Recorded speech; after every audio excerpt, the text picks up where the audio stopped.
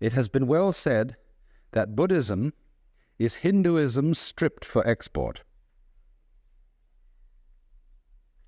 You see, Hinduism is a way of life that goes far, far beyond what we in the West call religion.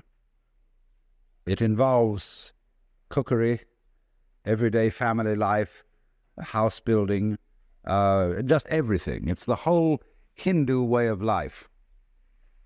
And so you can't export it, just as you can't export Shinto from Japan.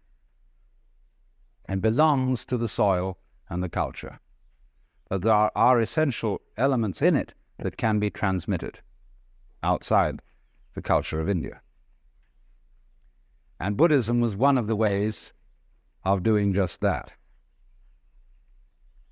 So one might say simply this, to try and sum up what Buddhism is about. The word Buddha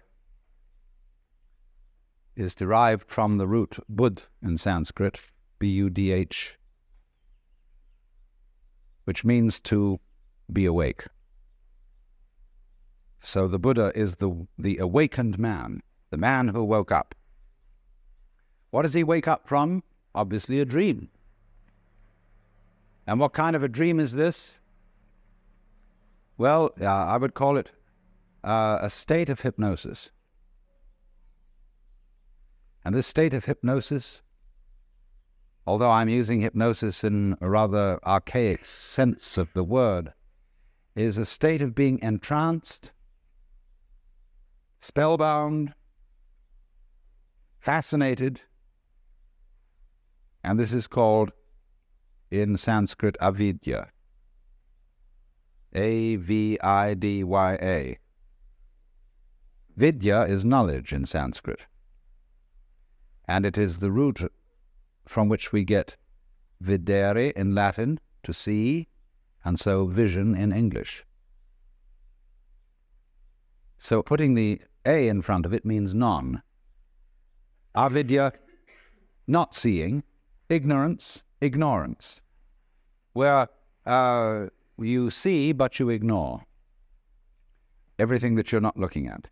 When you put the beak of a chicken on a white chalk line, and the chicken is fascinated with that and can't get away from the chalk line, that's avidya. So in the same way, our beaks were put on a chalk line when we were hypnotized into the notion of attending to life by conscious attention alone, by the spotlight to the exclusion of the floodlight. And so we began to imagine that we were separate individuals. What is called in Buddhism Sakhya Drishti, the view of separateness. And a Buddha is one who has overcome that. He is awakened from that illusion, from that state of hypnosis, and he knows that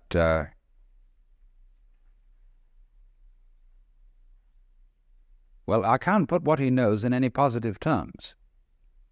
This is the special thing about Buddhism. Everything in Buddhism sounds negative. Let's put it this way. Let's suppose you engage yourself in a relationship with the Buddha, or with one. I mean, there are hundreds of Buddhas. The one we call Gautama is just the historical Buddha that everybody knows about. But one Buddha leads to another, because as a result of his relationships with people, he turns them into Buddhas too, awakened people. Now you meet one of these people, and he's going to give you a rough time. But one of the Buddhas running around these days is Krishnamurti. And Krishnamurti absolutely destroys everybody's religion. Why do you believe this? Why are you hanging on to that? Why do you want to insist that this idea is so? See? And he shows you that all your fixed formulations, all the ideas to which you cling, are spurious. And then you suddenly get into a kind of vertigo, dizziness, that you feel suddenly that you're no longer standing on the firm ground, but that the universe has suddenly turned into water, or worse, air, or worse still, empty space. There's nothing to hold on to. I see often when one discusses religion with people, they say, well, I need a religion because I need something to hold on to. Well, that's the way not to use a religion. Because if you use religion as something to hold on to, your religion is an expression of unfaith. Faith is where you let go, not where you hold on. When the cat falls off the tree, the cat relaxes, you see? And so the cat lands with a soft thud and doesn't get hurt because the cat has faith. But if the cat in midair were suddenly to grab itself with all 4 feet and tighten up, see, it'd be hurt. And that's what people do when they say, Rock of Ages, cleft for me, let me hide myself in thee. They want something to hold on to, you see? And that is unfaith. So the method of Buddhism, it's called the Dharma, doesn't mean the law, it means the method. The method is to knock the stuffing out of you, to take away everything to which you cling, to cleanse you completely of all beliefs, all ideas, all concepts of what life is about, so that you are completely let go. So Buddhism has no doctrines at all that you have to believe in. I don't care what background you come from, whether you're a Roman Catholic or at one extreme or a logical positivist at the other. Both are clinging to something, you see?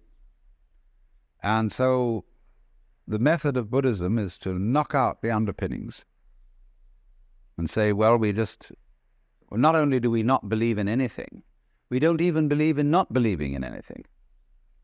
You know, you crawl into a hole and pull the hole in after you. But in this case, you do the exact opposite of that. That's a defensive move, to crawl into a hole. In this way, you crawl into great space and then pull the space out after you. And to go through this is pretty rough, because you can do it on what seems at first to be a merely intellectual level. So you can engage a group of people in a discussion, and you can start, whenever they propose an idea that is their sort of guiding principle of life, you demolish it, show that it doesn't hold water. And step by step you unearth, by talking with them, what are the fundamental ideas they're operating on. Everybody is. Everybody is a philosopher. Everybody has metaphysics, although they may not know what it is, because they've never examined it. But by this method you bring it out, and you demolish it. And this suddenly, what seemed like a very nice intellectual discussion, turns into sheer murder. People get really anxious. They develop all the trembles and the symptoms of extreme anxiety. And so they finally say to the guru, the teacher, well, heaven's sakes, what do you believe in? He says, I'm not proposing anything. I didn't set anything up. Well, how do you navigate? How do you exist? This is what's the problem. Because you see, what we're moving from, as I suggested a moment ago, we're moving from a state of affairs where we're accustomed to navigation on land to a state of affairs where we're in the water. And this is very critical for today, because the impact of modern science on Western culture has been very similar to this.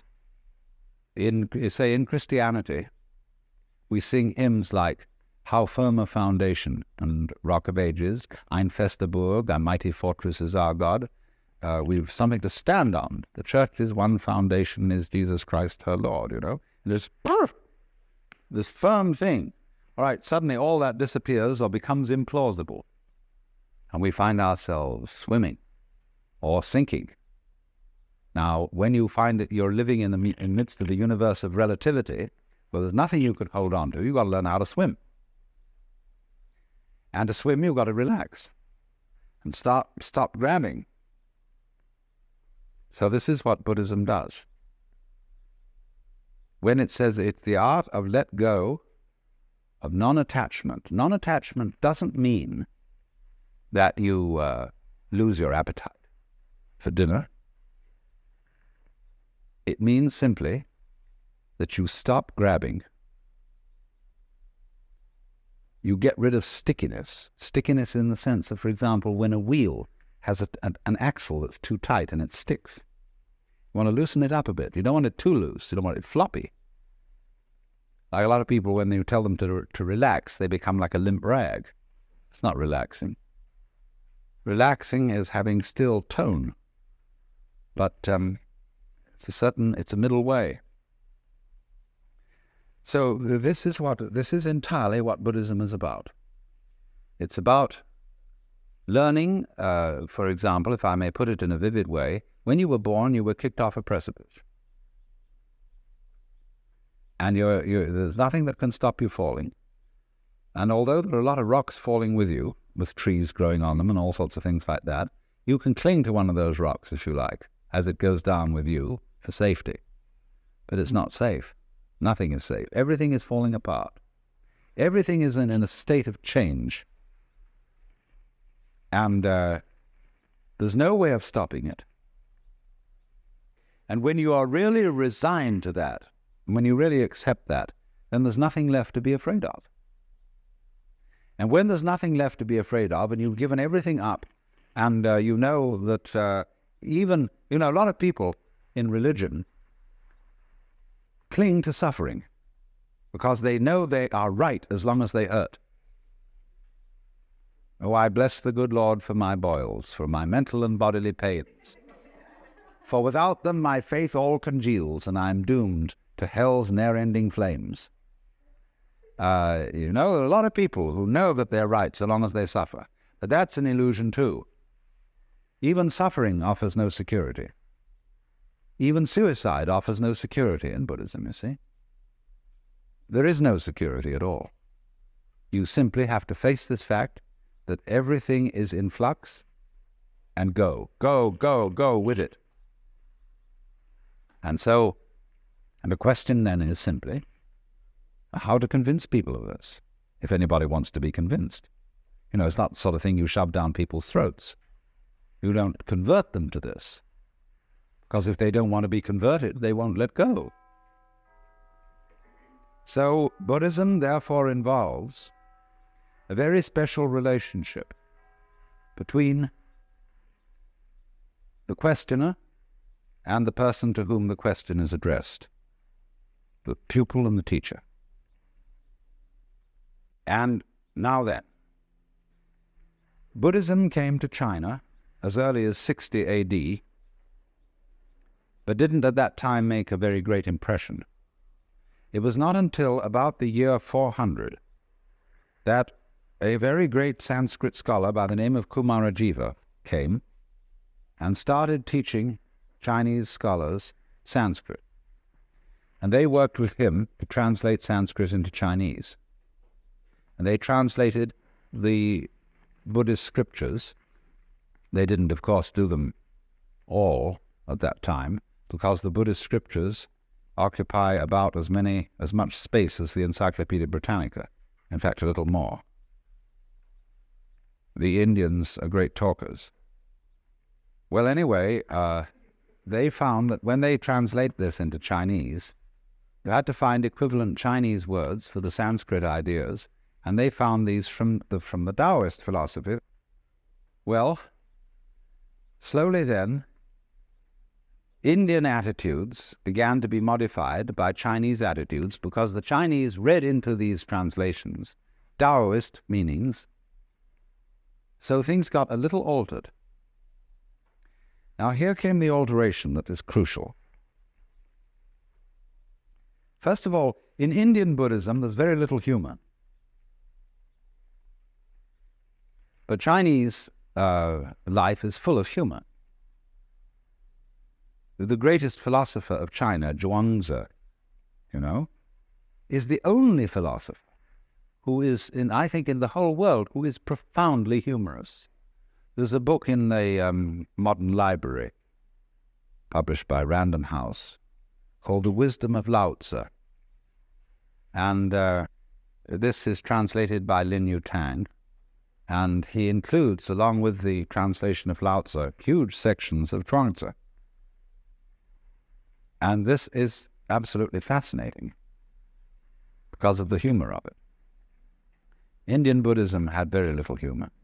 Some, yes, but very little. Next, it was all tied up with celibacy, which to the Chinese was absolutely incomprehensible. Because Chinese civilization is rigged around the family to a far greater extent than ours is, which is saying something. And they couldn't see any point or any wisdom in celibacy. When Buddhism came to China, it still retained a certain element of celibacy, but for different reasons than Hindu. The Chinese way of celibacy is not that sex is naughty, but it's terribly convenient not to have a wife.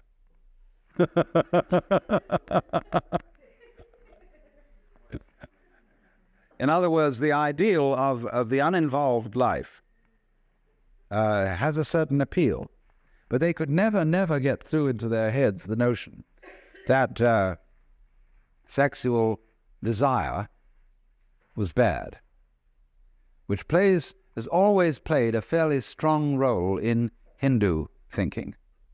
Not in the same way as it has in the West. The Hindus don't have a guilt take on it. But they think that it dissipates your spiritual energies. And you see, in yoga, they envisage the idea that at the base of the spine there is what is called the kundalini, the serpent power, or the force of psychic energy. And so long as it remains at the base of the spine, this force is dissipated in sexuality. Now, yoga is to suck this thing up the spine and get it into the head. And so then you withdraw from the manifestation of this energy, or the dissipation of it, in sexuality, and it's put on a higher level. Only which end is up? No, I can do it. You can do it the other way too. They have what's called the right-hand way of doing it and the left-hand way of doing it. I'm not going to go into that now. But the Chinese didn't see it that way. They couldn't see that it was a dissipation of energy.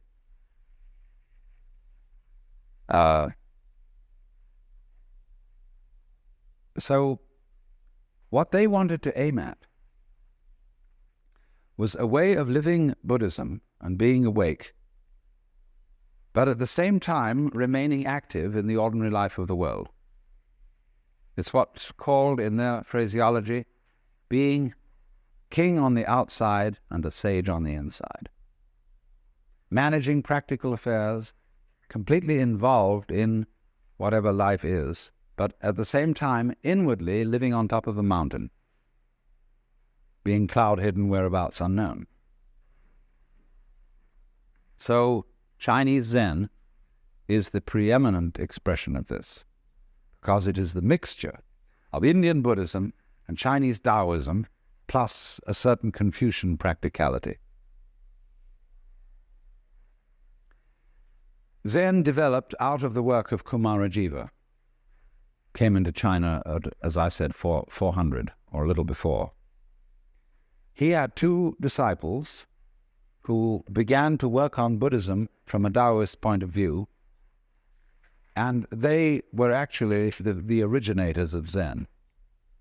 Then apparently about shortly before 500, as the dates now check out, another Indian came to China whose name was Bodhidharma.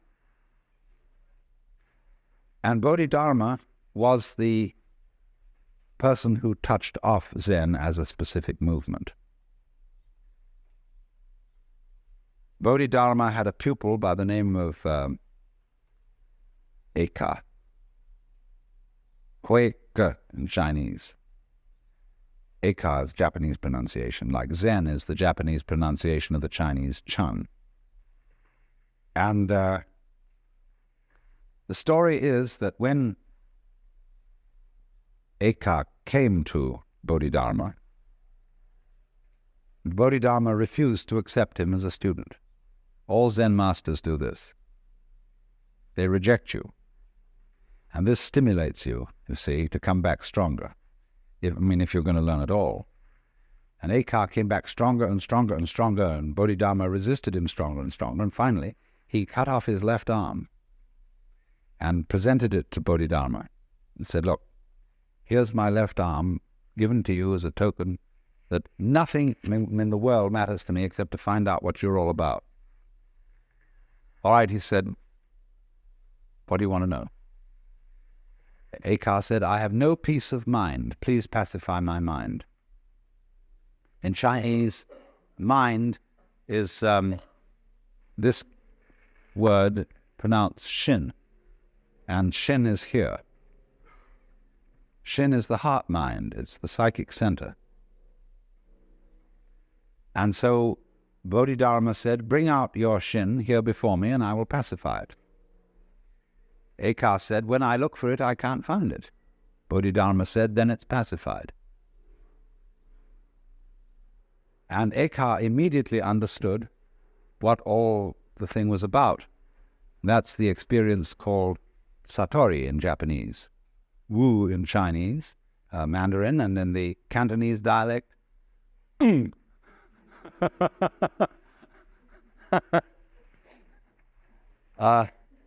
just what we call in our modern psychological jargon the aha phenomenon. The aha phenomenon. Aha! Now I see. Well, now, what was all this? This Zen is a translation of the Sanskrit word jnana. And so this is being pronounced Chan in Chinese and Zen in Japanese. It is unfortunately untranslatable in English. It designates a certain state of consciousness that is sometimes called meditation, but that won't do it all. Contemplation isn't really the point. Chinese have a different word for contemplation. And sometimes one-pointedness of mind. I would prefer to translate this word with the notion of total presence of mind. When we say a person is crazy, we often say they're not all there. Now go to the opposite of that and visualize a person who is completely there, or who is completely here. A person who lives totally and absolutely now. That doesn't mean he's incapable of thinking about the past or the future, because thoughts about the past and about the future are included in the present. You have them now. But imagine the kind of person who is not distracted, who when he talks to you, it really gives you his whole being, who doesn't, as it were, look over your shoulder and wander after something else. Somebody who, first of all, he's completely here, and he's so much here that you can't phase him. Now, this idea of phasing is crucial in Zen. You see, I referred a moment ago to attachment, that Buddhism is living free from attachments. And I made the point that this is not abandoning a sense of a good appetite for dinner, but it's stopping sticking. In psychological jargon, you don't block. A mind of no hesitation, it's sometimes called. In Chinese, the phrase mo zhi chu is used, of going straight ahead. So supposing somebody walks up to you on the street and says, "Are you saved?" Now, most of us who are intelligent people feel embarrassed by such a question. You know, what's this wretched Salvation Army person or Jehovah's Witness doing asking me whether I'm saved or not? And we're all a little bit, what do you do with a nut like that? So, but as in Zen, this is a perfect moment to respond, see, to the most embarrassing question, are you saved? But Zen comes back in a very funny way. In Zen, one doesn't give philosophical answers to a question like that. You give practical answers. I had a boiled egg this morning.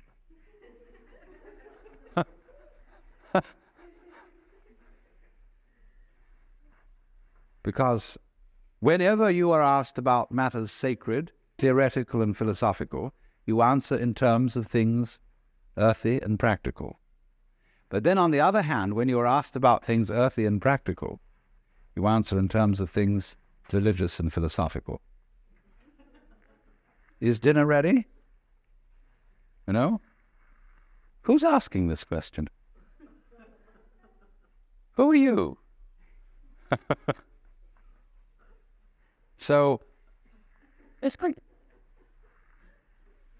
this is then the flavor of Zen, is, you know, a Bodhidharma is supposed to have meditated so long that his legs fell off. And he's usually drawn this way, thumping like this anyway.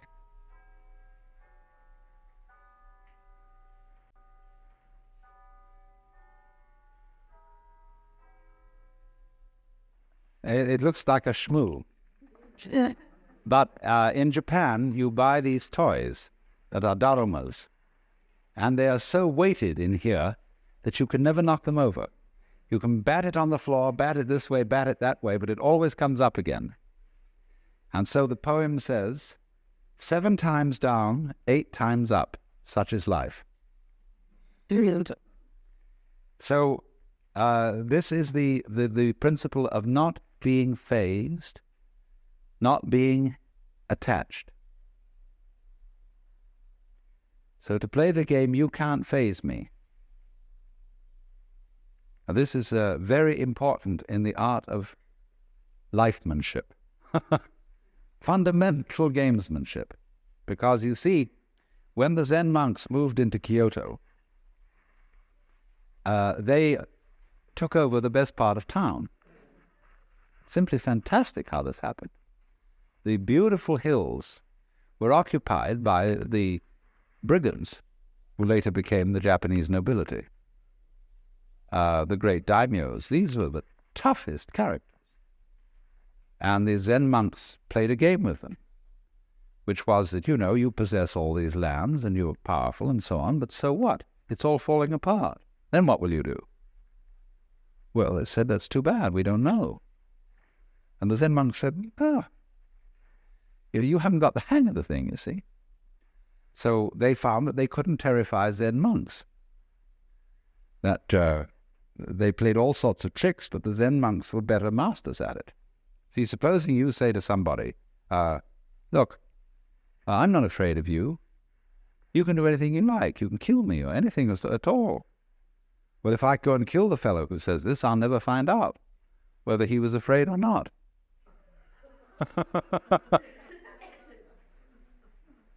So they outfaced these people and said, we have a secret, you see, that you don't have. And we'll teach your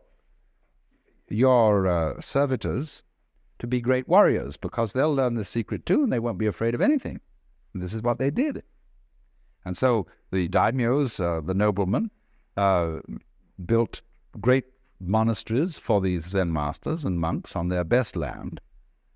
The finest artists of Japan made gold leaf screens for almost every room in the place. And although nobody owns anything individually, the community owns it collectively with the protection of the daimyos. And they had a tremendous scene going. Now, to us, that sounds extremely weird, even immoral. You don't expect religious people to do things like that. No, I know you don't. If the religious people are self-righteous and have no humor. But these people didn't go around pretending that they were specially good. They didn't dupe themselves. They were people who understood what human nature is, that in every one of us there is an element of irreducible rascality. In Jewish theology, this is called the Yetzer Hara, Y-E-Z-E-R, H-A-R-A, the Yetzer Hara, the element of irreducible rascality, which was created by God, because God has one too. And that's why when you are really affectionate with somebody else, when, for example, men, I don't know what women do in their private lives between each other, but men, as we all know, say to someone they're very fond of, "Why, you old bastard." You know? Just like that, you know, there's a certain way of saying to a person, there's a certain glint of recognition. And so there's a Zen poem which says, when two Zen masters meet each other on the road, they need no introduction. When a thief meets a thief, they recognize each other instantly.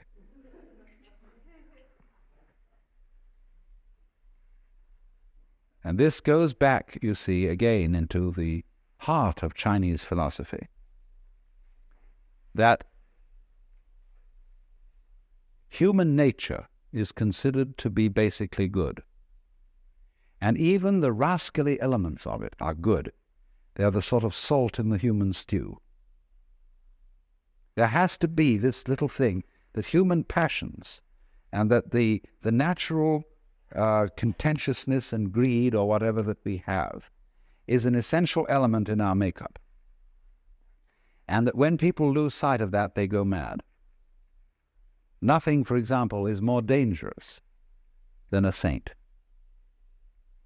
That is to say, an unconscious saint who thinks that he is right and who endeavors to live an absolutely pure life and to eliminate all selfish thoughts. Somebody who undertakes that task is going to be a menace to all around because he loses his humor. He loses his real humility, which is knowing that after all, since we're humans, we have certain needs. We need to eat, we need sex, we need this, that, and the other. And this sort of has a quality of humor to it. And so this is why in Zen art, the sages are always drawn to look a little bit like bums. You know that futile, or hote as he's called, what's called the laughing Buddha, the fat Buddha with an immense belly, and carrying around an enormous bag of rubbish, into which he indiscriminately puts anything he finds around and then gives it away to children. This is the sort of type which the Chinese call the old rogue. And the old rogue, as a type of this poet, sage, monk, and scholar, you see, is greatly admired. He's the non-violent brigand, the rolling stone, the free man, or in our words, the joker. The joker, you see, is the card that can play any role in the pack. So then, Zen developed in China after Bodhidharma's time and came to a sort of golden age in the Tang and Sung dynasties. The golden age of Zen lies between 713 AD and approximately 1100, 1200, 11 to 1200. That's the great creative period in which all the marvelous masters emerged and during which Zen exercised a profound influence on the development of Chinese poetry and painting, calligraphy and scholarship. Then, between 11 and 1200, it shifted to Japan and underwent a new development, rather different in quality and in tone. And after it had done that for some curious reason, but it's a very complicated historical question, it slowly faded away in China, so that as we find it today, it is principally a Japanese phenomenon, and it is slowly fading in Japan and slowly growing in the West. It's a very funny thing. And now then, let me indicate what Zen training, what its method is. How does it work? I said before, what is involved is a dialogue, an interchange between two people. One who has defined himself as a student and has therefore defined the other as the teacher. There is no teacher until a student arrives, no problem until a question is raised. So students create teachers. If you ask a question, you get 30 blows with a stick. If you don't ask a question, you get 30 blows with a stick. Because you put yourself in statu pupillari. You've defined yourself as having a problem. Now, nobody really has a problem, but the Maya, the game of life, is to pretend that you do. Going back to fundamental Hinduism, the Godhead, or the Self, pretends it's all of us, and so gets lost, and so has a ball, and dreams all this goings on. So when you're on your way out from the dream, it suddenly occurs to you that you have a problem. Life is suffering. You would like to get out of this. So one such student went to a Zen master and he said, "We have to dress and eat every day. And how do we get out of all that?" In other words, you might ask the question in this way. We have to work, get up Monday morning, go to the office, do all this routine, sell something and so on. How do we get out of the rat race? So we have to dress and eat every day, and how do we get rid of all that? And the master said, we dress, we eat. The student said, I don't understand. He replied, if you don't understand, put on your clothes and eat your food. This is the kind of dialogue so characteristic of Zen. So the position is this. The master, on being approached by a student about the problem of life, says, I have nothing to teach you. I am a Zen master. I have nothing to say. Zen is not words. And furthermore, everything is perfectly clear. There was a Confucian scholar who went to a Zen master and said, what is your secret teaching? And he replied, there is a saying in your own teacher Confucius which explains it all. Don't you remember when Confucius said to his disciples, do you suppose that I am concealing something from you? I've held nothing back. And the scholar didn't get this. So a few days later they were walking together in the mountains, and they passed the wild laurel bush. And the Zen master said to the Confucian scholar, do you smell it? He said, yes. He said, you see, I'm holding nothing back. So the position of the Zen master is, there is nothing to tell you. There is no, we're not offering you any panacea, any solution, any doctrine, any big goodie to the problem of life. Because the problem is an illusion. Well, then the student under these circumstances thinks, well, this is some sort of a come-on. He's testing my sincerity. And of course, the nothing which he has to teach is the mystery of the great void. He doesn't take it as meaning just plain old ordinary nothing, but the great void. And so he persists. And the teacher makes him persist until he gets way out on a limb. He has to persist so much that he practically dedicates his life, saying, just as the way Huika symbolically cut off his arm. The student is put in the position of dedicating his life to solving this thing and getting what that teacher has. And of course, there wasn't anything all along, but he's been put in that position. So then, once he's in statu pupillari, once he becomes a student, he's put through all kinds of hoops. They make him learn to meditate, to sit cross-legged, practice Zazen, and then they also add to the trouble by asking impossible questions, which are called koan. And these questions are palpably absurd. What they're saying, essentially, at least the elementary koans are all concerned with this, are requests for behavior on the part of the student that will be perfectly genuine.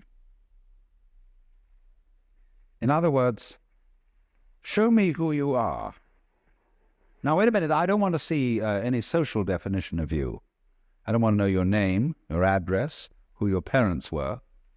I want to see the absolutely authentic you. It's like existentialists talk about authentic being. Or it might be in the same way a confessor, father confessor in a Christian sense could say, now, give me a really good confession. What is the thing, bad thing you've really done? And you confess to him adulteries and murders and thefts and sacrilege and blasphemies and cussing and so on. And he says, oh, no, come on. Those are only trivial sins. Come on now, what is the really awful thing you've done? Oh, maybe this is the backwards way of doing exactly the same thing a Zen master is doing, saying, who are you really? Are you anybody? Is anybody home? Have you got anything? And they do things like making you shout. See, this word is a very important word in Zen. Nothing. Mu. It's represented by the empty circle. The word mu in Japanese. So they say, now say it. Say mu. Mu! You know, with all your guts going into it. They say, no. You don't know how to say that. Come on, that's feeble. That's nothing. Let's really say it. They have every kind of trick like that to show you that the more you make an effort to be genuine, the more of a fool you become. And they tie you up in knots until you're desperate. There was an American Zen student who was on a Fulbright, and I gave him a year to study Zen. And he started to panic because he had only a month to go and he hadn't realized it. And he knew he had to, and he went to the Zen master and said, damn it. He said, look, I've only got a month left. And the master said, all right, we'll have what we call O-session. O-session is an intense meditation practice where you only sleep 3 hours a night sort of thing, and you meditate all the rest of the time. Let's go. Let's really do it. Do it. And every day, 3 times, you come to me and present the answer to your Zen problem, your koan. And it got worse, and it got worse, and it got worse, and he got more and more desperate. That here was this Fulbright going to end, and he wouldn't know what Zen was all about. Well, practically on the last day, he suddenly saw there was nothing to see. You know, it's all right the way it is. And this tremendous illumination, this load off his head, was, of course, what the master was trying to make him do. And now, in the ordinary way, if you're not on a Fulbright, and you can stay around further in Japan, the master will then play a trick on you. You'll say, oh, now, that's wonderful. You got your foot in at the gate. You realize there's nothing to realize. You realize the void. There's nothing to cling to, you see. There are no barriers, no blocks in any direction. It's all transparent. But that is just the beginning. And it's all a necessity now for you to discipline yourself much harder, to make great efforts, really to get through. So, what are you going to do about that? The student may say, well, I don't know. I've had enough. I think I've realized what it's all about. And he goes away. Sometime later, he begins to worry. Because, you see, the great emotional relief of this insight begins to wear off. And life begins to look ordinary again. And so he thought, maybe I did miss something. That was a very good master I went to, and I better go back. So back he goes, and the teacher comes on, very, very tough, and says, you're no good. You didn't stick with it. Why should I take you back? Oh, master, I'm so sorry. I didn't realize I was young and inexperienced, and now I've come to my senses. So the teacher finally says, all right, you're on probation. So again, he starts another koan. And this one comes in from a completely different point of view. And he's got others that come from this way, and from this way, and from this way, and from this way. And the point is always, so long as I can beguile you as teacher into thinking there's something you can get, you need to study with me. When I can no longer fool you into thinking that there's something to get out of life, you'll know that you're life. You don't get something out of it, you're it. But so long as you can be phased and you can be taken in by the teacher, you need a teacher. But so in the end, when the student no longer needs a teacher, and he sees that this old boy has fooled him all the way through, he says at the same time, profound respect, and you wonderful rascal.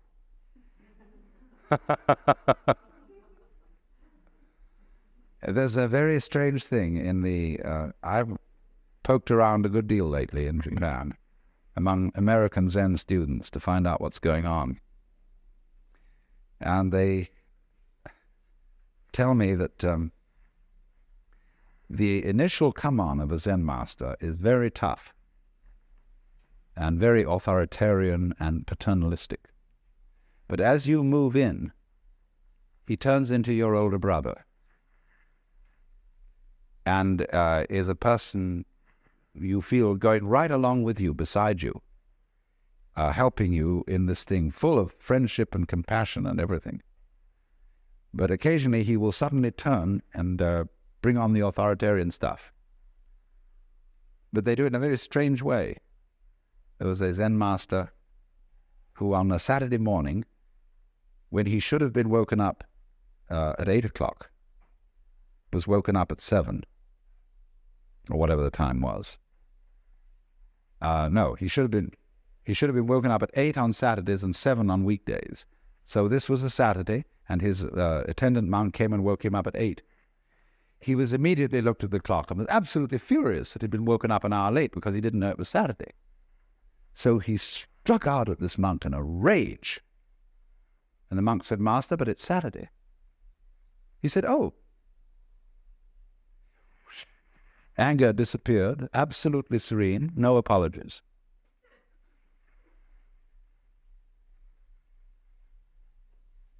So you see the nature of this game, which is the Zen game.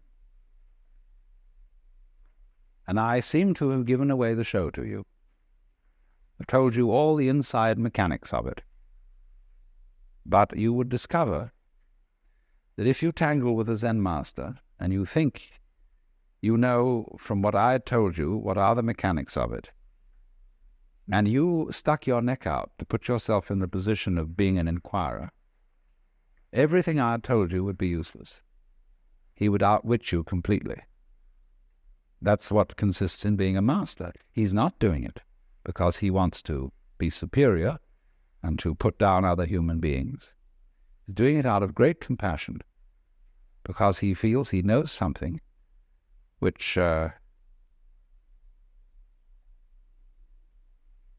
if you could find out, you would just be so happy and would want to give it to everybody else. But you can't give it away because everybody's got it. What you've got to make them do is to see that they have it and that you don't give it to them. And that's the most difficult task. Go task. Go task. Go task.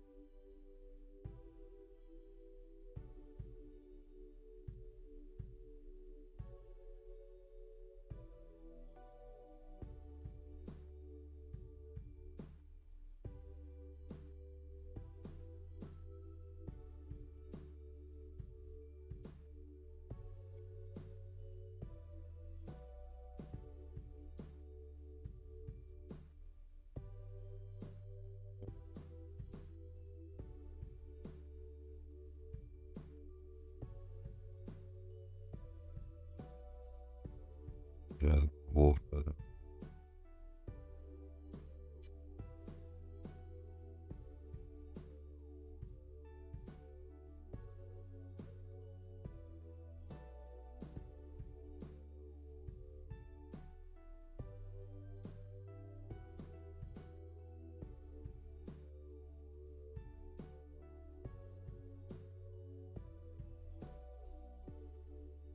And why did I work?